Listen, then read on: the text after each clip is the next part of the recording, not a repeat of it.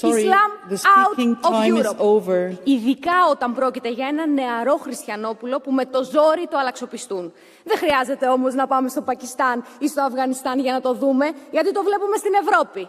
Χάρη στις αριστερές και κεντροαριστερές πολιτικές σας, φέρατε τη Σαρία, την Μπούρκα, τις κλειτοριδεκτομές και τους γάμους ανηλίκων εδώ, στην Ευρώπη. Οι φανατικοί Ισλαμιστές δεν ενσωματώνονται, δεν αποδέχονται τις δυτικές αξίες και αποτελούν τεράστιο κίνδυνο για τις κοινωνίες μας. Δείτε τι συμβαίνει λίγο με τους βιασμούς, τις δολοφονίες, τις ληστείες και την εγκληματικότητα που τα μέσα μαζικής ενημέρωσης φυσικά κρύβουν σε πολλές ευρωπαϊκές χώρες. Δείτε τι έχει γίνει στην Αγγλία.